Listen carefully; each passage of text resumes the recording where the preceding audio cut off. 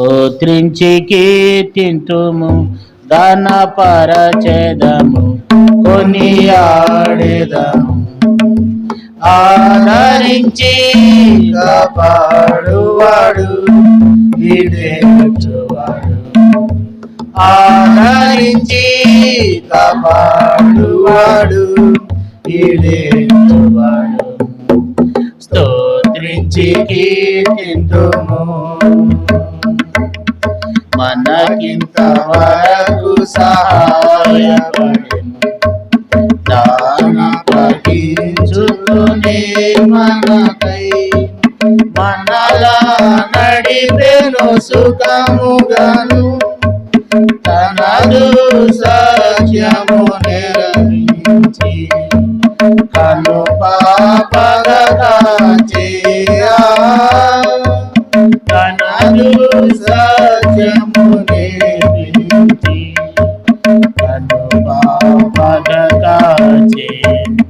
స్తోత్రించి కీర్తింతుము ఘనపరచెదము కొనియాడెదము. ఆదరించి కాపాడువాడు ఈడేచువాడు. ఆదరించి కాపాడువాడు ఈడేచువాడు. స్తోత్రించి కీర్తింతుము. ఈ ధరణియుని నరులాదో యథార్థహృదయులకు ముదమున తన జీతము తెలుపు. పదిలముగా ప్రభు కన్నులు పృథివిని పరుగెత్తువా. పదిలముగా ప్రభు కన్నులు పృథివిని పరుగెత్తువా. స్తోత్రించి కీర్తింతుము ఘనపరచెదము కొనియాడెదము. ఆదరించి కాపాడువాడు ఈడేచువాడు. ఆదరించి కాపాడువాడు ఈడేచువాడు. స్తోత్రించి కీర్తింతుము. ఏడు కన్నులు గలవాడు నాడు నేడు కాపాడును. ఎడతెగని చెడు గులవాపు రేడుల నేర్పరచువాడు. పాడుడి హల్లెలూయా. రేడుల నేర్పరచువాడు. పాడుడి హల్లెలూయా. స్తోత్రించి కీర్తింతుము ఘనపరచెదము కొనియాడెదము. ఆదరించి కాపాడువాడు ఈడేచువాడు. ఆదరించి కాపాడువాడు ఈడేచువాడు. స్తోత్రించి కీర్తింతుము.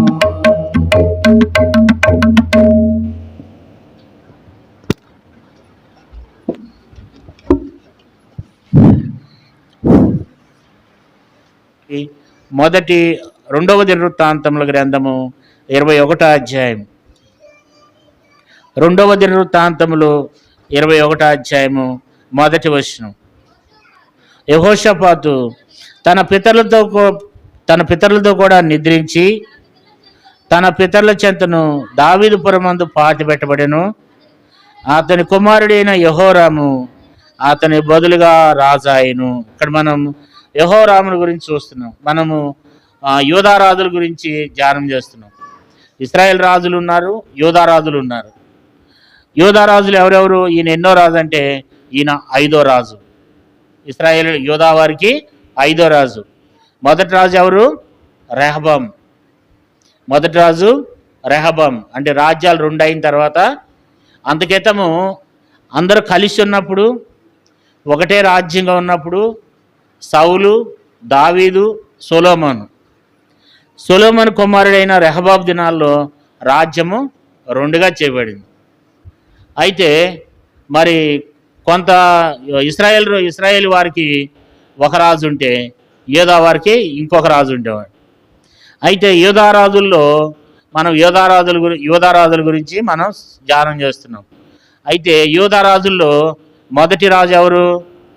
సొలొమోను కుమారుడైన రెహబాం కుమారుడు ఎవరు?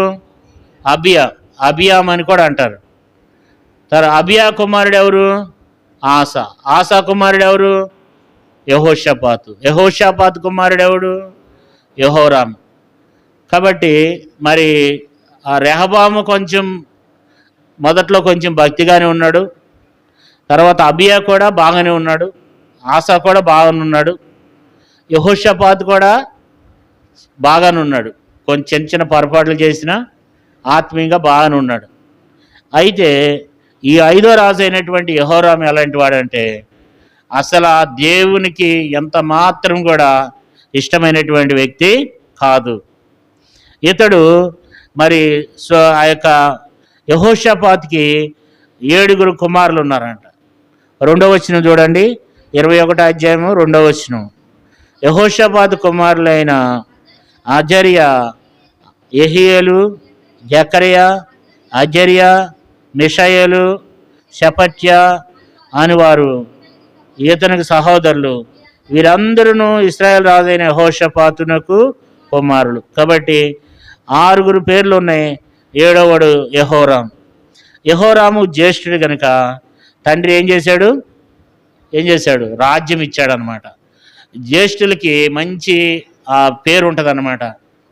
జ్యేష్ఠులకి ప్రత్యేకమైనటువంటి ఒక స్థాయి ఉంటుంది అన్నమాట. ఎవరైతే ఇంటికి పెద్ద కుమారుడో అతనికి మరి ప్రత్యేకమైనటువంటి ఒక స్థానం ఉందన్నమాట. అట్లాగే యెహోషాపాతుకి మరి 7 కుమారులు ఉన్నప్పటికి కూడా వాళ్ళందరికీ ఏం చేస్తూ వచ్చినాడంటే, మరి 3వ వచనంలో వారి తండ్రి వెండి బంగారములను బహుమానములుగా ప్రశస్త వస్తువులు అనేకములను యూదా దేశంలో ప్రాకారము గల పట్టణములను వారికి ఇచ్చెను. కాబట్టి 6 ఏం చేశాడు? బంగారము, వెండి, బంగారములు, తర్వాత యూదా పట్టణంలో మంచి మంచి బిల్డింగులు కట్టించి ప్రాకారములు కట్టి వారికి ఇచ్చాడనమాట. అయితే యెహోరాము జ్యేష్ఠుడు, పెద్దవాడు కనుక యెహోరాముకి ఏం చేశాడు? రాజ్యం ఇచ్చాడు. అయితే యెహోరాము ఏం చేస్తూ వచ్చినాడంటే రాజ్య పరిపాలన చేస్తూ వచ్చినాడు అనమాట. యెహోరాము చూడండి, 5వ వచనం చదవండి. యెహోరాము యాలనారం ఇచ్చినప్పుడు 32 ఏండ్ల వాడు. అతడు యెరూషలేములో 8 సంవత్సరములు వేలెను. కాబట్టి యెరూషలేములో 8 సంవత్సరములు పరిపాలన చేశాడంట. అంటే మొత్తం కలిపి ఎంత? 45 సంవత్సరాలు మాత్రమే బైబిల్లో కనపడుతుంది. ఆయన 32 సంవత్సరాల వయసప్పుడు యాలనారంభిస్తే 8 సంవత్సరాలు ఆయన పరిపాలన చేశాడు. అయితే ఈ 8 సంవత్సరాల్లో ఆయన చేసిన పనులు ఏంటంటే మరి చాలా దుర్మార్గమైనటువంటి పనులను చేస్తూ వచ్చాడు. 4వ వచనంలో ఏం చేస్తూ వచ్చినాడు? 4వ వచనంలో తాను తెలపరుచుకుని తన సహోదరులను ఇశ్రాయేలు అధిపతుల్లో కొందరిని హతం చేశాడు. అంటే మరి తను స్థిరపరచబడిన తర్వాత, ఆయన రాజ్యము స్థిరపడిన తర్వాత, అభివృద్ధి చెందిన తర్వాత ఏం చేశాడంటే తన సహోదరులందరినీ, తర్వాత ఇశ్రాయేలు అధిపతులందరినీ కూడా ఏం చేశాడు? హతం చేశాడు. అంటే సొంత తమ్ముళ్లను ఏం చేశాడంటే హతం చేశాడనమాట. సొంత తమ్ముళ్లను, సొంత సహోదరులను, అధికారులను ఏం చేశాడంట? అధిపతులను ఏం చేశాడు? హతం చేస్తూ వచ్చాడు. అంటే ఏంటి? నేనే రాజ్యం చేయాలి, నేనే రాజుగా ఉండాలి, ఇంకా ఎవరు కూడా ఉండొద్దు అంటే స్వార్థం అన్నమాట. అంటే మా తమ్ముళ్ళు ఎవరు కూడా రాజుగా చేయబడొద్దు, నా తర్వాత నేనుండని రోజులు నేనే రాజుగా ఉండాలి. ఒకవేళ మరి మా సహోదరులు ఏమన్నా రాజు అవుతారేమో నేనుండగానే అని చెప్పి తాను బలపరచబడిన తర్వాత ఏం చేస్తూ వచ్చినాడంటే తన సహోదరులు అందరినీ కూడా ఏం చేస్తూ వచ్చాడు? హతమారుస్తూ వచ్చినాడు అనమాట. ఎందుకంటే అధిపతులను, ఇశ్రాయేలులో అధిపతులైనటువంటి వారిని, సహోదరులందరినీ కూడా ఏం చేశాడంట? హతమార్చాడు అనమాట. చూడండి ఎంత దౌర్భాగ్యమైన జీవితం అంటే, సొంత సొంత మరి తమ్ముళ్లను ఏం చేశాడు? హతమార్చాడు. అధిపతుల్లో కూడా చాలా మందిని హతమార్చాడు అనమాట. అంటే ఇంకా నా తర్వాత ఎవరు కూడా రాజుగా ఉండొద్దు, నేను ఒక్కనే రాజుగా ఉండాలి, నేను తప్ప ఇంకెవరు కూడా ఏం చేయొద్దు? ప్రభుత్వం చేయొద్దు, నేను ఉండని రోజులు నేనే రాజుగా ఉండాలి. అంటే అర్థం ఏంటంటే స్వార్థంతో చేశాడనమాట. స్వార్థం ఏంటంటే తనే సంపాదించుకోవాలి, తనే డబ్బు సంపాదించుకోవాలి, తనే రాజుగా ఉండాలి, తనే అధికారిగా ఉండాలి, ఉండని రోజులు తనకొచ్చి తనకే కావాలి. కాబట్టి ఆ సింహాసనం మీద మరొకరు ఎవరు కూడా ఎక్కకూడదు. అంటే తనకున్నటువంటి భయంకరమైనటువంటి స్వార్థం నేటి దినాన్ని కూడా మనం చూస్తున్నాము. ప్రతి ఒక్కరిలో ఏముంటుంది చెప్పండి? ప్రతి ఒక్కరూ స్వార్థమే. అన్నదమ్ములని, అక్క చెల్లెలని ఏముండదు, ఎవరు స్వార్థము వాళ్ళదే. బైబిల్లో రాయబడింది, అంచు దినముల్లో అపాయకరమైన కాలములు వచ్చునని తెలుసుకొనుము, మనుషులు స్వార్థపరులు అని 2 తిమోతి 3 రాయబడింది. అంటే మనుషులు ఎలాంటి వాళ్ళు అంటే, మనుషులు కొంతమంది, అందరు కాదు, కొంతమంది స్వార్థపరులు ఉంటారనమాట. తన స్వార్థం కొరకు ఎదుటి వాళ్ళు ఏమైపోయినా సరే పట్టించుకోరనమాట. స్వార్థంతో రాజ్యం చేశాడనమాట. స్వార్థం ఈ మిగతా వాళ్ళు ఎవరు కూడా రాజు కాకూడదు, నేనొక్కనే రాజుగా ఉండాలి అని చెప్పి స్వార్థంతో ఏం చేస్తూ వచ్చినాడంటే తన సహోదరులను, తర్వాత ఇశ్రాయేలు అధిపతుల్లో మరి అందరినీ కూడా ఏం చేస్తూ వచ్చినాడంట? మరి వారందరినీ కూడా హతం చేస్తూ వచ్చినట్లుగా మరి బైబిల్లో రాయబడుతూ వచ్చింది కదా. అంతేకాదు ఈయన చేసినటువంటి దుర్మార్గం పనులు ఏంటంటే 6వ వచనం చూడండి. 6వ వచనం, అతడు ఆహాబు కుమార్తెను పెండ్లి చేసుకుని ఆహాబు సంతతి వారి నడిచిన ప్రకారంగా ఇశ్రాయేల్ రాజుల మార్గమందు నడిచెను. అతడు యెహోవా దృష్టికి ప్రతికూలముగా ప్రవర్తించును. ఇక్కడ మనకు ఒక మాటను దేవుడు జ్ఞాపకం చేస్తున్నాడు. మనం ఎవరైనా సరే దేవునికి ప్రతికూలంగా ఏది కూడా మనము చేయకూడదు. దేవునికి ప్రతికూలంగా ఏది చేయకూడదు. ప్రతి విషయంలో కూడా, ఏ విషయంలోనైనా సరే ఇది దేవునికి అనుకూలమైతేనే చేయాలన్నమాట. ఎవరైతే దేవునికి ప్రతికూలంగా ఎవరైతే చేస్తారో వాళ్ళు వద్దిల్లరు దేవుని బిడ్డలారా. ఎవరైనా సరే, ఇక్కడ కూర్చున్న నిలబడి నేనైనా, కూర్చున్న మీరైనా సరే, మనము ఏ పని చేసినా దేవునికి ఏం చేయాలి చెప్పండి? అనుకూలంగా చేయాలి. దేవునికి అనుకూలంగా జీవించాలి. ప్రతికూలంగా జీవించామంటే మన జీవితం అయిపోయినట్లే, వృద్ధి చెందలేము, మనం ఫలించలేము దేవుని బిడ్డలారా. మనం ఫలించాలంటే, మనం ఆశీర్వదించబడాలంటే, అభివృద్ధి చెందాలంటే, మనం దీవెనకరంగా ఉంచాలంటే, ఇంకా అనేక రోజులు మనం ఆశీర్వాదకరంగా ఉండి భూమి మీద జీవించాలి అని అంటే మనం చేయాల్సింది ఏంటంటే దేవునికి మనము అనుకూలముగా మనం జీవించాలి. అయితే యెహోరాము ఏం చేస్తూ వచ్చినాడంట? అతడు యెహోవా దృష్టికి ప్రతికూలముగా ప్రవర్తన చేశాడు. ప్రతికూలం అంటే ఏ పని చేసినా దేవునికి ఇష్టం లేని పనే, ఏ పని చేసినా దేవునికి నచ్చని పనే చేస్తూ వచ్చేవాడు. ప్రతికూలంగా, యెహోవా దృష్టికి ప్రతికూలంగా ప్రవర్తించిండు కదా. ఏం చేస్తూ వచ్చినాడంట? మొట్టమొదట మరి స్వార్థంతో సహోదరులను చంపేశాడు, తర్వాత అధిపతులను చంపేశాడు. రెండోది ఆహాబు కుమార్తెను ఏం చేస్తూ వచ్చినాడంట? పెండ్లి చేసుకున్నాడు. ఆహాబు కుమార్తె. ఆహాబు ఎవరు అంటే యెజెబెలు, ఆహాబు, వీళ్ళిద్దరు ఎలాంటి వాళ్ళు? భయంకరమైనటువంటి వ్యక్తుల వాళ్ళ మూలంగా భూమి మీద 3.5 సంవత్సరాలు వర్షం కురవలేదు. బైబిల్లో కొంతమంది రాజులు ఉంటారు, వాళ్ళు ప్రభుత్వం చేస్తే వర్షం కూడా కురిసేది కాదు. అట్లా కొంతమంది రాజకీయ నాయకులు ప్రభుత్వాలు చేస్తున్నప్పుడు భూమి మీద వర్షింపదు అనమాట, వర్షం కూడా రాదు. అట్లాగే ఆహాబు విషయాల్లో కూడా ఎలాంటి వాడంటే 3.5 సంవత్సరాలు భూమి మీద వర్షం పడలేదు. అంత దుర్మార్గుడు, అంత భయంకరమైనటువంటి విగ్రహారాధికుడు అనమాట.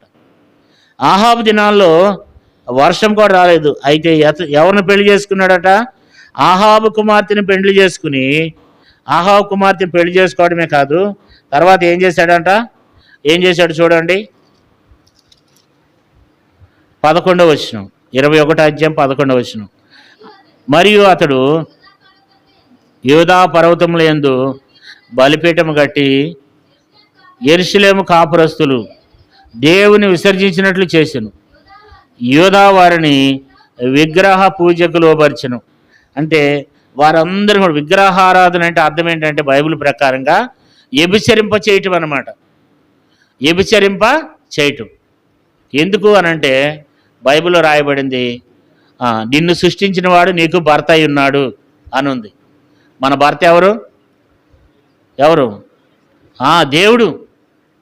అయితే మన భర్తను విడిచిపెట్టేసి వేరే వాళ్ళని అనుసరిస్తుంటే వాళ్ళు ఏమంటారు చెప్పండి?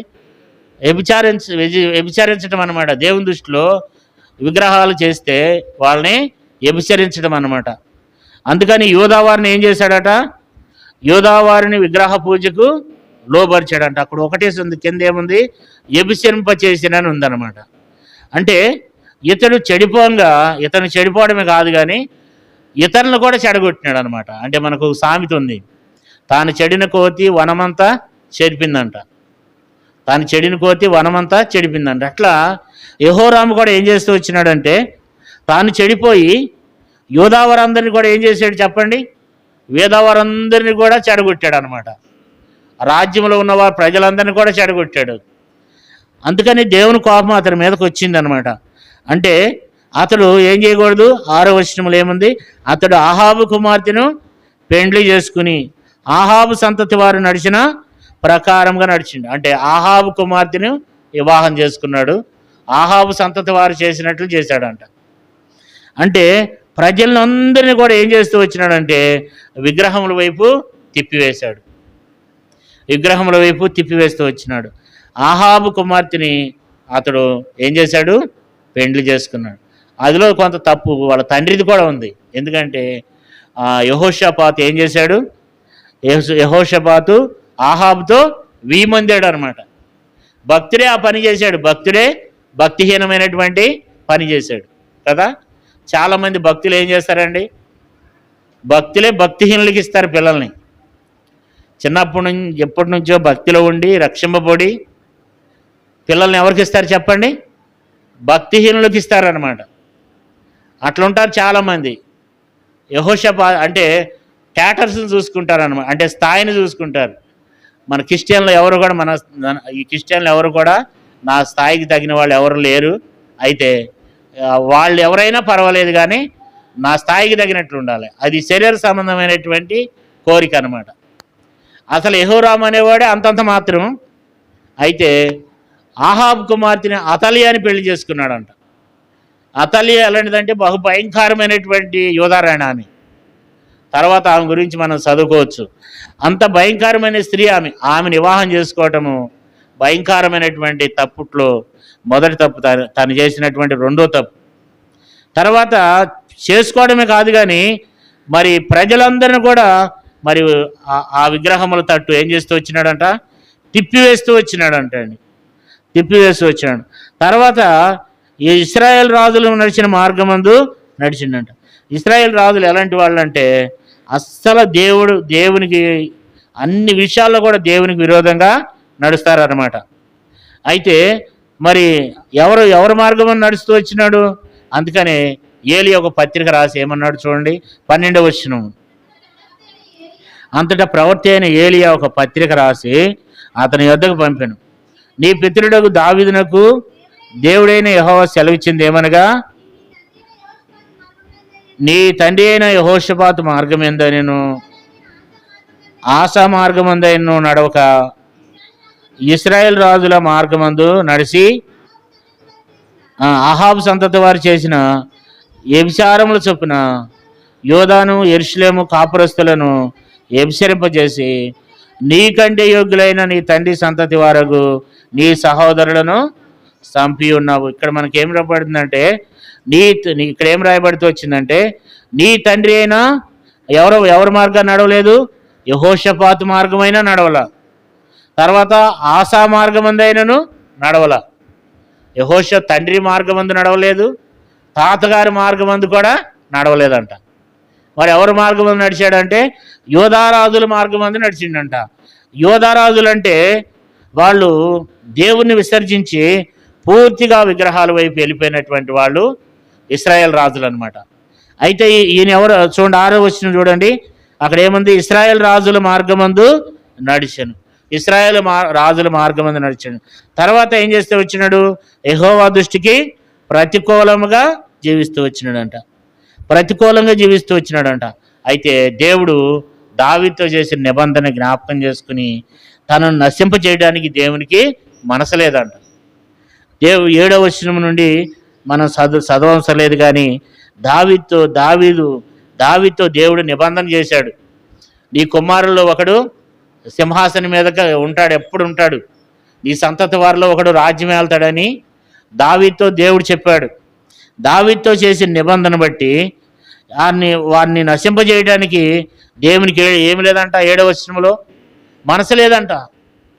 అంటే యెహోరాము ఎంత దుర్మార్గ పనులు చేస్తున్నప్పటికీ అతన్ని నశింపజేయడానికి మనసు లేదు. ఎందుకనంటే దావీదుని బట్టి, దావీదుతో మాట ఇచ్చాడు కనుక ఆయన ఇచ్చిన మాటను బట్టి తనను నశింపజేయడానికి దేవునికి ఎంత మాత్రం కూడా మనసు లేకుండా దేవుడు అలాగే చూస్తా ఊరుకున్నాడు అనమాట. అయితే మనం చూసినట్లయితే మరి అతనికి రోజు రోజు ఏమైతే వచ్చింది? తన చుట్టూన్నటువంటి వారు అందరూ కూడా ఏం చేస్తూ వచ్చినారు? తన మీద తిరగబడుతూ వచ్చినారు. కొంతమందిని హతం చేస్తూ వస్తాడు, కొంతమంది అతనికి పొన్నివ్వకుండా అతని మీద ఏం చేస్తారు? తిరుగుబాటు చేస్తారు. అయితే 10వ వచనంలో మనం చూస్తే చూడండి, 10వ వచనంలో మధ్య భాగం నుండి చదవండి. యెహోరాము తన పితరుల దేవుడైన యెహోవాను విసర్జించినందున, అంటే దేవుణ్ణి ఏం చేశాడు? పూర్తిగా విసర్జించాడు అనమాట. యెహోరాము జీవితంలో దేవుడు అనే ఆయన లేడనమాట. యెహోరాము జీవితంలో దేవుడు లేడు. దేవుని పూర్తిగా ఏం చేశాడు? పక్కన పెట్టేశాడు. విసర్జించడం అంటే ఏంటంటే ఇక నీతో నాకు పని లేదు, ఇక నాకు అవసరము లేదు అని చెప్పి దేవుణ్ణి ఏం చేశాడు? దేవుణ్ణి పక్కన పెట్టేసేసి ఏం చేశాడు? వ్యర్థమైనటువంటి విగ్రహముల వైపు వెళ్ళిపోయాడు అనమాట. కాబట్టి దేవుణ్ణి ఏం చేశాడు? పక్కన పెట్టేశాడు. ఇక దేవుణ్ణి పక్కన పెట్టేసి తనకిష్టమైన జీవితాన్ని తను జీవిస్తూ వచ్చాడు. అయితే దేవుడు ఏం చేస్తాడంటే, దేవుడు చూస్తూ ఊరుకోడు. దేవుడు ఏం చేస్తాడు? ప్రవర్తనలు పంపిస్తాడు. ప్రవర్తనల ద్వారా దేవుడు ఏం చేస్తాడు? హెచ్చరిక చేస్తాడు. అయితే తనున్న ఏలియా ఏం చేశాడంట? చూడండి, 12వ వచనంలో అంతటి ప్రవర్త అయిన ఏలియా ఒక పత్రిక రాసి అతని వద్దకు పంపి హెచ్చరిక చేశాడు. ఏంటంటే మరి దేవుడు చదివించేది ఏంటంటే, నువ్వు దావీదు వలెనైనా నడుచుకోలేదు, తర్వాత యెహోషాపాతు వలె నడుచుకోలేదు, మరి మీ తాత మరి ఆసా మార్గమందు నడుచుకోలేదు, నువ్వు ఇశ్రాయేలు మార్గం నడుచుకున్నావు. తర్వాత ఇశ్రాయేలు ప్రజలందరినీ, యోధా వారందరినీ కూడా నువ్వు విగ్రహముల వైపు తిప్పివేసి వారిని వ్యభిచరింప చేస్తూ వచ్చావు, కాబట్టి నీ సహోదరులందరినీ నువ్వు సంపించి ఉన్నావని చెప్పి ఒక హెచ్చరిక దయచేశాడు.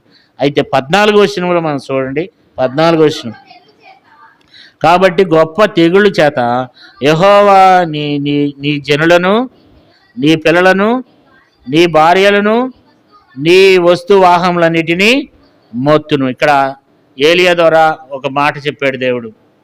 ఏంటంటే నీవు దుర్మార్గంగా ప్రవర్తిస్తున్నావు. నువ్వేం చేస్తూ వచ్చినావంటే ఆహాబు కుమార్తెను వివాహం చేసుకున్నావు.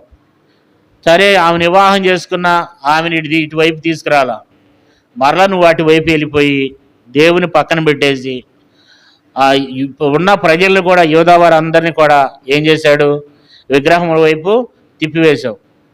తర్వాత నీ సహోదరులందరినీ, నీకంటే గనులైన నీ తండ్రి సంతతి వరకు నీ సహోదరులను ఏం చేశావు? చంపి ఉన్నావు.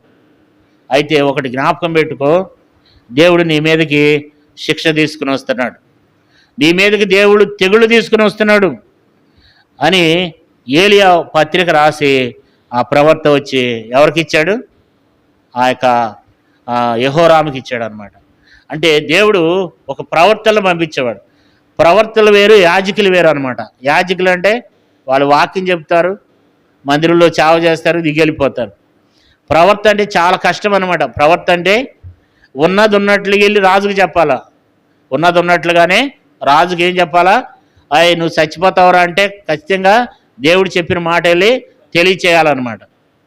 ఆ సమయంలో రాజు కోపం వచ్చి ఇతను చంపొచ్చు, ప్రాణానికి తెగించి ఉంటాడనమాట. ప్రవర్త అంటే దేవుడు మాట్లాడే మాటను తీసుకెళ్ళి డైరెక్ట్గా రాజుకు చెప్పడం అనమాట. అయితే ఆ రాజు సరి చేసుకుంటే దేవుడు అతను మరలా క్షమిస్తాడు. అయితే ఆ రాజు సరి చేసుకోకపోతే కనుక ఆ రాజుకు మరణము తప్పదు. అయితే ఈ రాజు ఏం చేశాడంటే సరి చేసుకోవాలా. ఈ రాజు ఏం చేశాడు, సరి చేసుకోకుండా అలాగే జీవిస్తూ వచ్చినాడు. అయితే ఏంటంటే ఆ తెగుళ్ళు 14 వచనములు అంటాడు, కాబట్టి గొప్ప తెగుళ్ళు చేత యెహోవా నీ జనులను, నీ పిల్లలను, నీ భార్యలను, నీ వస్తువాహములన్నిటిని కూడా మొత్తును. దేవుడు పిల్లలను, భార్యలను, జనులను ఏం చేశాడంట, మొత్తినాడంట. చూడండి, తన జీవితంలో తను ఏమేమి నష్టపోయినాడంటే తన జనులను నష్టపోయినాడు, తన పిల్లలను నష్టపోయినాడు, భార్యలను నష్టపోయినాడు, వాహనములన్నిటినీ నష్టపోయినాడు, రాజ్యం నష్టపోయినాడు కదా. ఉన్న ఆరోగ్యం కూడా పోయింది కదా, ఉన్న ఆరోగ్యం కూడా పోయింది. భయంకరమైనటువంటి వ్యాధి చేత బాధపడుతూ వచ్చినాడంట. 15 వచనం చూడండి, నీవు ఉదరమున వ్యాధి కలిగి మిక్కిలి రోగువైందువు, దినక్రమేణ ఆ వ్యాధి చేత నీ పేగులు పడిపోవును. ఇక్కడ మన దేవుడు అంటున్నాడు, ఉదరమున వ్యాధి కలుగుద్ది, కడుపులో నొప్పి. ఆ నొప్పి ఎక్కడికి వెళ్ళినా తగ్గదు. కుదరజాలని వ్యాధి, కడుపులో నొప్పి, కడుపులో పేగులన్నీ విపరీతమైన నొప్పి తనకు. కాబట్టి ఆ బాధ నిజంగా కడుపులో నొప్పి ఎలాంటిదంటే తీవ్రమైనటువంటి బాధ, అలాంటి బాధ అనమాట. అంత బాధ కలిగినప్పుడైనా దేవుని దగ్గరికి రాలేదు. చూడండి, అసలు పశ్చాత్తాపం అనేది తనలో కొంతమంది ఎట్లుంటారంటే ఎంత శ్రమలు వచ్చినా, ఎంత కష్టాలు వచ్చినా సరే ఎట్లుంటారంటే లోకంలో అందరికీ వస్తున్నాయి, నాకు కూడా వస్తున్నాయి అనే రకాలు ఉంటారనమాట. కొంతమంది అట్లుంటారనమాట. లోకంలో అందరికీ వస్తున్నాయి, నాకు కూడా వస్తున్నాయి అని చెప్పి చాలామంది దేవుని వద్దకు రాకోకుండా అలాగే జీవిస్తూ ఉంటారు. రోజులు గడిచిపడి ఆ వ్యాధితో బాధపడుతూ వచ్చినాడు. ఆ బాధ ఏమైందంట మిక్కిలి రోగువై దినక్రమేణ ఆ వ్యాధి చేత నీ పేగులు ఏమవుతాయి, పడిపోతాయి. అంటే రోజే వ్యాధి ఎక్కువ అవుతుంది కానీ తగ్గటంలా. అంటే ఏంటి, దేవుడు ఎందుకు ఇచ్చినాడు? 2 సంవత్సరాలు దేవుడు అంట తనకు ఆయుష్ ఇచ్చాడు. వ్యాధి చేత 2 సంవత్సరాలు బాధపడుతూ వచ్చినాడంట. అయినా సరే ఏం చేస్తూ వచ్చినాడు? 19 వచనం చదవండి. 2 సంవత్సరములు వ్యాధి బలమగుసు వచ్చి ఆ వ్యాధి చేత అతని పేగులు పడిపోయి బహువ్యాధిని నందుచు అతడు మరణమైను. అంటే చూడండి, బహువ్యాధినందన ఉంటున్నాడు కానీ అతనిలో పశ్చాత్తాపం కలగలేదు. ఇలాంటి వాళ్ళు ఉంటారంటారా? ఇలాంటి వాళ్ళు చాలామంది ఉంటారు. వాళ్ళ హృదయంలో పశ్చాత్తాపం కలగదు, మార్మన్స్ రాదు. వారి హృదయం చాలా కఠినంగా ఉంటుంది అన్నమాట. వారు దేవుని వైపు తిరగరు, దేవుని వైపు వెళ్ళటానికి వారికి మనసు ఉండదు. అందరికీ ఉంది, నాకు కూడా ఉంది, నాకెందుకు వచ్చింది బలహీనత అని అనుకోం. మనం ఏమనుకుంటామంటే నాకంటే బలహీనలైన వాళ్ళు ఉన్నారని చూస్తాం. ఈ బలహీనత ఏం చేస్తుందంటే దినక్రమేణా ఏం చేస్తుందంట, అతన్ని బలహీనపరుస్తూ వచ్చిందంట. 2 సంవత్సరములు వ్యాధి బలపడుచు ఏముంది అక్కడ 19 వచనం, 2 సంవత్సరములు వ్యాధి బలమగుసు వచ్చి ఆ వ్యాధి చేత అతని పేగులు పడిపోయి బహువ్యాధిని నొందుచు అతడు మరణమైను కదా. 2 సంవత్సరాలు దేవుడు ఆశిస్తే కొంచెమైనా దేవుని దగ్గరికి రావాలి కదా. 2 సంవత్సరాలు దేవుడు ఆశిస్తే ఈ 2 సంవత్సరాల్లో ఎక్కడైనా సరే పశ్చాత్తాపడినట్లుగా బైబిల్లో రాయబడలే. ఎందుకంటే ఇంకా తను దేవుని వైపు తిరగలేదన్నమాట. ఆ వ్యాధితో బహుబాధపడుతూ వచ్చినాడు అనమాట. తిన్నా తరగదు, కొంతమందికి పేగులు ఏం చేస్తాయి అంటే పేక్కి మధ్యలో ఒక పొర ఉంటుంది అనమాట. కొంతమందికి ఆ పొర ఊడిపోద్ది. ఇప్పుడు మీరు కోడి పేగులు లేకపోతే మేక పేగులు మనం చూసుంటారు మీరు. పేక్కి మధ్యలో ఒక పొర ఉంటుంది. ఆ పొర చిరిగిపోతే పేగులన్నీ ఒక చోటకు వచ్చేస్తాయి. అదొక వ్యాధి. తర్వాత కొంతమందికి పేగులో పూత వస్తుంది అనమాట. కొంతమందికి పేగులో గెడ్డలు వస్తాయి. రకరకాలుగా పేగులో రకరకాల ప్రాబ్లం ఉంటాయి అన్నమాట. ఈ ప్రాబ్లం అంటే ఇతనికి కూడా ఒక ప్రాబ్లం ఉంది. ఏంటి ఆ ప్రాబ్లం అంటే అతని గురించి రాయబడింది. ఉదరం అంటే పొట్టలో వ్యాధి కలిగి ఆ బాధతో 2 సంవత్సరాలు బాధపడ్డాడు, కానీ దేవుని వైపు తిరగలేదు. అది ఎలాంటి వ్యాధి అంటే 18వ వచనం చూడండి. ఇదంతా అయిన తర్వాత యెహోవా కుదరచాలని వ్యాధి చేత, ఆ కుదరచాలని వ్యాధి, ఇది హాస్పిటల్కి వెళ్తే తగ్గే వ్యాధి కాదు. డాక్టర్ గారి దగ్గరికి వెళ్తే వైద్యం చేస్తే పోయే వ్యాధి కాదు. దీనికి స్వస్థత లేదు, దీనికి మందు లేదు. ఈ గాయానికి ఏమి లేదు, మందు ఉండదు. కొంతమందికి మందు ఉండదు, దానికి ఏముండదు, స్వస్థత ఉండదు, నివారణ ఉండదు. నివారణ ఒక్కడే, దేవుడు చేస్తే తప్ప లేకపోతే నివారణ ఉండదు. అలాంటిది జీవితాన్ని యెహోరాం పొందాడు. అయితే దేవుడు తనను స్వస్థపరచడానికి దేవుడు ఉన్నాడు. దేవుడు తనను క్షమించాలని దేవుడు చూశాడు, కానీ మరలా దేవుని యొద్దకు ఆ వ్యక్తి రాలేదు. తన జీవితాన్ని సరిచేసుకోలేకపోయినాడు. సరిచేసుకోకుండా అలాగే జీవిస్తూ వచ్చినాడు. చివరికి ఏమైంది, ఆ వ్యాధి చేత బాధపడుతూ వచ్చినాడు.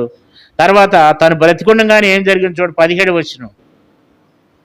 వారు యూదా దేశం మీదకి వచ్చి దానిలో చొరబడి రాజునగరి నందు దొరికిన సమస్త పదార్థములను అతని కుమారులను భార్యలను పట్టుకుని పోయారు. అతని కుమారులు కనిష్ఠుడైన యెహోయాహాజు తప్ప అతనికి ఒక్క కుమారుడైనను విడబడలేదు. అంటే భార్యలు పోయినారు, పిల్లలు పోయినారు, ఆస్తి పోయింది, బతికుండగానే. ఇవన్నీ పోగా ఇతనికి భయంకరమైనటువంటి వ్యాధి, అనారోగ్యం. ఇలాంటి పరిస్థితి గుండా వచ్చినప్పుడు కూడా తనలో ఏం కలగలేదంటే మార్పు కలగలేదు, తనలో మారుమనసు కలగలేదు. మరి తనలో మార్పు అనేది రాలేదు. 20వ వచనం చూడండి. 20వ వచనం. అతడు ఏలన ఆరంభించినప్పుడు 32 ఏండ్ల వాడు, యెరూషలేములో 8 సంవత్సరములు ఏలి ఎవరికి ఇష్టం లేని వాడే అతడు చనిపోయాను. రాజులు సమాధులు కాక దావీదు పురమందు వేరొక చోట జనులు అతన్ని పాతిపెట్టిరి. ఇతను ఏలన ఆరంభించినప్పుడు 32 ఏండ్ల వాడంట. యెరూషలేములో 8 సంవత్సరాలు మాత్రమే ఏలి ఎవరికి ఇష్టం లేని జీవితాన్ని జీవించాడు. యూదా వారికి కూడా ఇష్టం లేదు. ఎందుకంటే వీడు మమ్మల్ని అందరినీ కూడా ఏం చేశాడు, విగ్రహముల వైపు తిప్పివేశాడు. మమ్మల్ని అందరినీ కూడా శాపగ్రస్తులను చేసినాడు. మమ్మల్ని అందరినీ కూడా మరి అటువైపు తిప్పివేసినాడు. కనుక అటు యూదా వారికి ఇష్టం లేదు, ఇంట్లో వాళ్ళకి ఇష్టం లేదు, దేవునికి కూడా ఇష్టం లేదు. అటువంటి జీవితము ఎందుకు, అలాంటి జీవితం కదా. ఎవరికి ఇష్టం లేదంట. సరే, ఎవరికి ఇష్టం లేకపోయినా కనీసం దేవునికన్నా ఇష్టం ఉన్నాడా? ఎవరికి ఇష్టం ఉండా లేకపోయినా మనం దేవునికి ఇష్టంగా ఉండాలి. ముఖ్యంగా ఎవరికి ఇష్టం ఉండా లేకపోయినా దేవునికి ఇష్టంగా ఉంటే చాలు, బతికిపోతాం. కానీ దేవునికి ఇష్టం లేదు, మనుషులకు కూడా ఇష్టం లేదు. ఎవ్వరికీ ఇష్టం లేని వాడే ఏం చేశాడంట, చనిపోయినాడంట. కొంతమంది ఎట్లుంటారంటే దుర్మార్గమైనటువంటి జీవితాన్ని జీవిస్తారు. మనుషులందరూ ఒకటే మనకలాగా ఉంటారని అనుకోవద్దండి. మనుషులందరూ మనకలాగానే ఉంటారు అనుకోవద్దు. ఇప్పుడు మొన్న రాజస్థాన్లోనే అక్కడ ఒక అమ్మాయిని, 13 సంవత్సరాల అమ్మాయిని ఏం చేశారు చెప్పండి, 32 మంది పాడు చేసినారంట. అసలు వాళ్ళు మనుషులేనా? మన దేశంలో అంత భయంకరమైన క్రూరం కలిగిన వాళ్ళు ఉన్నారు. పెద్ద వయసు వాళ్ళు కూడా. ఒక 13 సంవత్సరాల వయసు కలిగినటువంటి చిన్న పాపని 32 మంది పాడు చేశారంటే అసలు 5 రోజుల్లోనే అసలు ఎంత భయంకరమైనటువంటి వ్యక్తులు ఉన్నారు మన లోకంలో చూడండి. అందరూ మనకలాగా మంచి వాళ్ళు ఉండరు. కొంతమంది లోకంలో దుష్టులు ఉంటారు కదా. అయితే అలాంటి వారంగా మనం ఉండకూడదు. బైబిల్ రాయబడింది కనీసం దేవునికి కూడా ఇష్టం లేదు కదండి.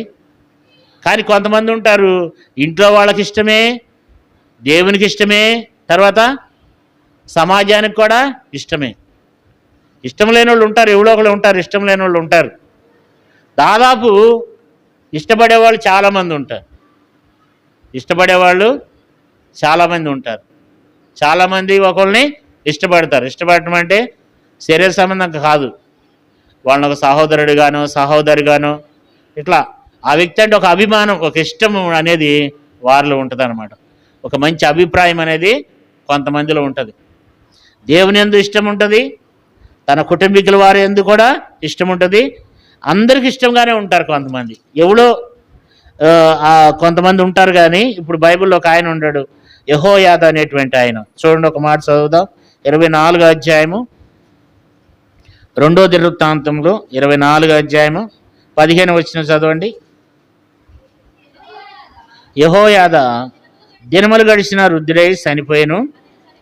అతడు చనిపోయినప్పుడు 130 ఏండ్ల వాడు. అతడు ఇశ్రాయేలులో దేవుని దృష్టికిని తన ఇంటి వారి దృష్టికిని మంచివాడే ప్రవర్తించును. కాబట్టి ఇక్కడ ఒక మంచి మాట రాయబడింది. యెహోయాదా చనిపోయినప్పుడు అంట ఏం చేశారంట, అతను సామాన్యమైనటువంటి వ్యక్తిని ఎక్కడ పెట్టారు, రాజుల సమాధిలో పెట్టారంట. రాజునేమో యెహోరాముని ఎక్కడ పెట్టారు, యెహోరాముని ఏం చేశారంట, 20వ వచనం, రాజుల సమాధులు కాక దావీదు పురమందు వేరే చోట అతను ఏం చేశారంట, పాతి పెట్టారంట. ఇతనికి ఉత్తర కిరీలు కూడా జరగలేదు, భూస్థాపం కూడా ఘనంగా జరగలేదంట. అయితే యెహోయాదా దినములు గడిచిన వృద్ధుడై చనిపోయినాడంట. అతడు చనిపోయినప్పుడు 130 ఏండ్ల వాడంట. అతడు ఇశ్రాయేలులో దేవుని దృష్టికిని తన ఇంటి వారి దృష్టికిని మంచివాడై ప్రవర్తించిండంట. చూడండి, ఎంత మంచితనం అనేది చాలా అవసరం అన్నమాట. బైబిల్లో రాయబడింది, వెండి బంగారముల కంటే మంచి పేరు మేలంట, సుగంధ తైలము కంటే మంచి పేరు మేలంట. మనం చక్కగా సెంటు కొట్టుకుని అత్తరు కొట్టుకుని వెళ్ళినంత మాత్రాన మనకేమి కూడా పేరు లేకపోతే ఏమంటారు, అవకాడికి వెళ్ళంగానే కదా. అందుకని మంచి పేరు మనం సంపాదించుకోవాలి, మంచివారంగా జీవించాలి. పలానా సహోదరి చాలా మంచిది, పలానా సహోదరుడు చాలా మంచివాడు అనేది మనము మంచి సంపాదించుకోవడానికి మనం ప్రయత్నం చేయాలన్నమాట. కాబట్టి యెహోరాము చనిపోయినప్పుడు ఎవరికి ఇష్టం లేని వాడిగా చనిపోయాడు. కొంతమంది ఉంటారు, వాళ్ళ కుటుంబీకులు కూడా ఎంతో వాళ్ళని ప్రేమిస్తారనమాట. కుటుంబంలో ఆ వ్యక్తి లేకపోతే వాళ్ళు బతకలేని వారై ఉంటారనమాట. కొంతమంది మంచివారిగా జీవిస్తారనమాట. ఒకసారి సిరిసిల్లలో, కరీంనగర్ జిల్లాలో సిరిసిల్ల అనేటువంటి ఒక ప్రాంతం ఉందన్నమాట. కరోనాతో వాళ్ళ తండ్రి చనిపోయాడు. చనిపోతే వాళ్ళకి బీటెక్ చదువుతున్నటువంటి 2 కుమార్తెలు ఉన్నారనమాట. వాళ్ళు ఎంత ఏడుస్తున్నారంటే వాళ్ళ డాడీ కొరకు బాగా ఏడుస్తున్నారు. వాళ్ళు ఏడుస్తుంటే వాళ్ళ బాబాయ్ వేరే చోట ఉంటాడనమాట. వాళ్ళ బాబాయ్ వచ్చి, సరే మా దగ్గర ఉంటే కొన్ని రోజులు పిల్లలు మర్చిపోతారని చెప్పి వాళ్ళ బాబాయి వాళ్ళ అమ్మని ఆ 2 పిల్లల్ని ఏం చేస్తున్నాడు, కరీంనగర్ తీసుకెళ్తున్నాడు అనమాట. తీసుకెళ్తుంటే ఆ సిరిసిల్ల నుండి కరీంనగర్కి మధ్యలో ఒక పెద్ద మన కృష్ణా నది లాంటిది ఒక నది ఉంది. బాబాయ్ ఇక్కడ బాబాయ్ ఫోటోలు దిగుదామని చెప్తే కారు ఆపిండి. అక్కడ ఫోటోలు దిగినట్లుగా పిల్లలిద్దరు దాంట్లో దూకేశారు. దూకేస్తే ఏమన్నారంటే, బాబాయ్ మా నాన్న లేని జీవితం మేము బతకలేమని చెప్పి ఏం చేశారు, పిల్లలిద్దరు దాంట్లో దూకేశారు అన్నమాట. అంటే కొంతమంది తల్లిదండ్రులు ఎట్టుంటారు, పిల్లలకి ఎంతో ఆశీర్వాదకరంగా ఎంతో మంచిని సంపాదిస్తారన్నమాట. అట్లాంటి తల్లిదండ్రులు ఉంటారు, అలాంటి మంచి వాళ్ళు ఉంటారు. కానీ యెహోరాము అలాంటి వాడు కాదు. ఇప్పుడు ఆ తండ్రి కొరకు ఆ పిల్లలు ఏం చేశారు, ఇక మేము బతకలేము, మా నాన్న లేకపోతే మేము బతకలేమని చెప్పి ఆ పిల్లలిద్దరు కూడా దూకి చనిపోయినారు. అంటే అంత మంచి వాళ్ళు భూమి మీద ఉన్నారు, అలాగే చెడ్డవాళ్ళు కూడా భూమి మీద ఉన్నారు, దుర్మార్గులైన వాళ్ళు కూడా భూమి మీద ఉన్నారు. అలాంటి వాళ్ళలోనే యెహోరాము కూడా ఎలాంటి వాడు, భయంకరమైనటువంటి దుర్మార్గమైనటువంటి మనసు కలిగిన వాడు. కాబట్టి ఇప్పుడు ఎవరికి ఇష్టం లేదు. ఎందుకు ఇలాంటి పరిస్థితి వచ్చిందంటే ఈయన ఏం చేస్తూ వచ్చినాడట, ఈయన చేసినటువంటి కార్యాలు ఏంటి? స్వార్థం, నేనే రాజుగా ఉండాలి అని చెప్పి ఇశ్రాయేలు అధిపతులను తనకంటే గనులైన సహోదరులను చంపివేస్తూ వచ్చినాడు. తర్వాత ఆహాబు కుమార్తెను పెళ్లి చేసుకుని ఆహాబు కుమార్తె ఆహాబు సంతతి వైపు తిరిగిపోయి ప్రజలను కూడా పాడు చేస్తూ వచ్చినాడు. ఇది రెండో విషయం, తను చేసిన తప్పు. మూడో విషయం ఏంటంటే ఇశ్రాయేల్ రాజులు నడిచిన మార్గం అందు నడిచాడు. వాళ్ళ తాతగారు నడిచిన మార్గం నడవలేదు, ఆసా నడిచిన మార్గం అందు అయినా నడవలేదు, యెహోషాపాతు నడిచిన మార్గం అందు కూడా నడవలేదు. తర్వాత యెహోవా దృష్టికి ప్రతికూలంగా ఏది చేసినా యెహోవా దృష్టికి ప్రతికూలంగానే ఆయనకు బాధ కలిగే పనులే చేశాడు. తర్వాత మరి 21వ అధ్యాయం 10వ వచనంలో యెహోవాని విసర్జించాడు, దేవుణ్ణి విసర్జించాడు, దేవుణ్ణి పూర్తిగా పక్కన పెట్టేసి. తర్వాత 12వ వచనంలో ఏలియా ప్రవక్త ఒక పత్రిక రాసి పంపించాడు. ఇకనైనా నీ జీవితాన్ని మార్చుకోరా అని చెప్పి ఒక పత్రిక రాసి పంపించినప్పుడు ఏలియా మాట కూడా వినలేదు. ఈయన ఏదో శాపవచనాలు పలుకుతున్నాడు అనుకున్నారు కదా. కొంతమంది ఏమనుకుంటారు, దేవుడు సేవకుని ద్వారా హెచ్చరికలు చేస్తుంటే ఈ పాస్టర్ గారు ఎప్పుడు శాపవచనాలే పలుకుతాడు అంటారు. శాపవచనాలు కాదు, మనం సరి చేసుకోవడానికి, మన జీవితాన్ని మార్చుకోవడానికి దేవుడు ఆ మాటలను మనకు తెలియచేస్తాడు. మనం సరి చేసుకున్నప్పుడు, మన పొరపాట్లు దిద్దుకున్నప్పుడు దేవుడు మనల్ని ఆశీర్వదిస్తాడు. మన బలహీనతలను దేవుడు తన వాక్యం ద్వారా మనకు తెలియచేసినప్పుడు మనం దాన్ని సరి చేసుకుంటే దేవుడు మనల్ని ఆశీర్వదిస్తాడు, మనల్ని దీవిస్తాడు. అప్పుడు మనం పశ్చాత్తాపడాలి. నిజమే, దేవుడు నాకున్న బలహీనతలు నాకు జ్ఞాపకం చేస్తూ వచ్చినాడు, నాకు తెలియచేస్తూ వచ్చినాడు. ఈ వాక్యం ద్వారా దేవుడు మనతో మాట్లాడండి. అసలు దేవుడు బైబిల్ ఇచ్చింది ఎందుకు మనకి? మనం చదివి నేర్చుకుని ఇతరులకు బోధించడానికి కాదు, మనము చదివి మన బతుకు మార్చుకోవడానికి దేవుడి వాక్యాన్ని ఇచ్చాడు. భక్సింగ్ గారు అనేవాడు అంట, అన్న మీరు చాలాసార్లు బైబిల్ చదివారు అన్న అని అంటే, నేను ఎంత చదివినా సరే సముద్రంలో నా బొటను వేలు పెట్టితే ఎంత ఉంది అంత తెలుసుకున్నా నేను అనేవాడు అంట. దేవుడు నాకు ఇచ్చింది ఈ బైబిల్ ఎందుకు ఇచ్చాడో తెలుసా? నా బ్రతుకు మార్చుకోవడానికి ఇచ్చాడు అన్నవాడు. కాబట్టి దేవుడు ఈ దినాన మన ఇంట్లో 4-5 బైబిళ్ళు ఉండటం గొప్పతనం కాదు, పాత బైబిల్ కొత్త బైబిల్ ఇవన్నీ ఉండటం గొప్పతనం కాదు. ఈ బైబిల్ ఉన్న మాటలు విని మన బతుకు మార్చుకోవడానికి దేవుడు దీన్ని గ్రంథాన్ని ఇచ్చినాడు. ఈ సేవకులు ఈ మందిరాలను ఎందుకండి? పాస్టర్ గారు ఎందుకు మనకే? మందిరం ఎందుకు మనకే? అవన్నీ మనం నేర్చుకోవడానికి. ఇది పాఠశాల. ఇందులో ఉన్న మాటలు మనం వింటే ఆశీర్వాదం కలుగుతుంది, దీవెన కలుగుతుంది. కాబట్టి ఈ మాటలను బట్టి మనం ఏం చేయాలి? మనం మార్చుకోవాలి. మనలో ఏమన్నా ప్రతికూలమైన ప్రవర్తనలు ఉంటే ఏం చేయాలి? మనం మార్చుకోవాలి. ప్రవర్తన మాట కూడా ఏం చేయలేదు, వినలేదు. ప్రవర్తన మాట వినలేదు. తర్వాత ఏం చేస్తూ వచ్చినాడు? అప్పటికైనా మరి వ్యాధి ఎన్ని రోజులు ఉందంట? 2 సంవత్సరాలు బతికాడంట. మరి 2 సంవత్సరాలు పశ్చాత్తాపడవచ్చు కదా అంటే 2 సంవత్సరాలు పశ్చాత్తాపడలేదు, దేవుని వైపు తిరగలేదు. ఎంత కఠినుడు అంటే, అసలు కొంతమంది ఉంటారు, కఠినులు ఉంటారు కొంతమంది. ఒక ఆమె నాకు బాగా తెలుసు, ఒక సేవకురాలు. భర్త చనిపోతే కనీసం ఆమె కంటముడు ఒక్క సుక్క నీరు రావట్లే. అంటే కొంతమంది అంత భయంకరమైన కఠినులు ఉంటారు, వాళ్ళ హృదయాలు కఠినంగా ఉంటాయి. భార్యలు, పిల్లలు, ఆస్తి, ఐశ్వర్యం అన్నీ పోయినాయి. అప్పటికైనా దేవుని వైపు తిరగాలి కదా. ప్రవర్త చెప్పినట్లుగా నీ జీవితంలో జరుగుతుంది కదా. అప్పటికైనా తిరగలే, అప్పటికైనా పశ్చాత్తాపడలా. 2 సంవత్సరాలు దేవుడు ఆవేశిస్తే 2 సంవత్సరాలు కూడా తన జీవితాన్ని ఏం చేయలేదు, మార్చుకోలేదు. చివరికి ఏమయ్యాడంటే ఎవరికి ఇష్టం లేనివాడే ఏమయ్యాడు, చనిపోయినాడు. కొంతమంది అట్లా ఉంటారు. మనం అట్లా ఉండకూడదు. మనము ఎట్లా ఉండాలా? మనము మంచి జీవితాన్ని కలిగి మంచి సాక్ష్యాన్ని మనం కలిగి ఉండాలి, మంచిని సంపాదించుకోవాలి.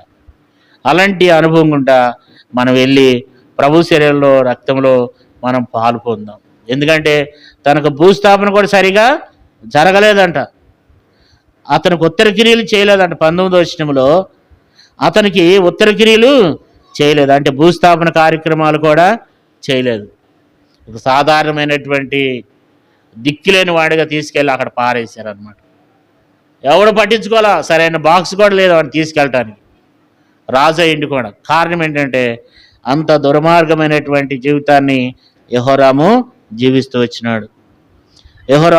వచ్చినాడు. అయితే అతనికి బదులుగా అతని కుమారుడైన అహజ్యా ఏమయ్యాడు? రాజైనాడు. అతని గురించి కూడా ప్రభు చిత్తమైతే ఎప్పుడని చెప్పుకుందాం. మరి యెహోరాము వలె మనం ఉండకుండా మన బలహీనతలు మనం ప్రభు సన్నిధిలో మనము దిద్దుకుందాం. దేవుని దగ్గర యోగ్యమైన రీతిలో ప్రభు శరీరంలో రక్తంలో మనము పాలు పొందాం. మోకరించండి, ప్రార్థన చేసుకుందాం.